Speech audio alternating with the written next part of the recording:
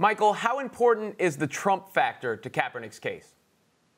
Well, Robin, the Trump factor is important to Kaepernick's case because Kaepernick's attorneys have argued that Donald Trump has influenced NFL owners in a way Colin Kaepernick. So very basically, owners, according to this theory, are afraid of the president. The president could potentially argue for tax law changes that adversely affect owners. We know that the president tweeting out things has an effect on businesses. So clearly the president is an influential figure and someone of concern to some NFL owners who worry about what the president could do to them. So the idea is that the president has basically pressured either explicitly or implicitly owners into not employing Colin Kaepernick. If that's true and the owners talked about it, that would at least be the contours of a collusion argument.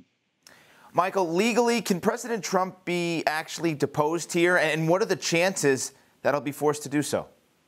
Yeah, Ryan. So I think the chances are probably low. And I say this for a couple of reasons. One is that there's an ongoing debate in this country among legal scholars as to whether or not the president has to comply with the subpoena. This is, of course, relevant to special counsel Robert Mueller's investigation into Russia and potential ties to the administration.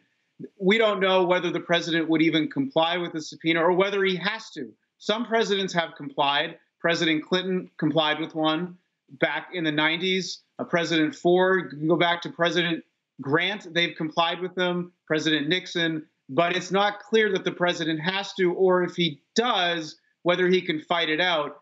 And he may have executive privilege, he may have testimonial privileges, and then secondarily, whether or not an arbitrator can compel a sitting president to testify is an altogether different question, right? Because this wouldn't be a judge, this would be the arbitrator saying, President Trump, you have to comply with a subpoena. Courts have issued varying opinions about whether or not an arbitrator can compel someone who's not a party to an arbitration to be deposed or to comply with an order.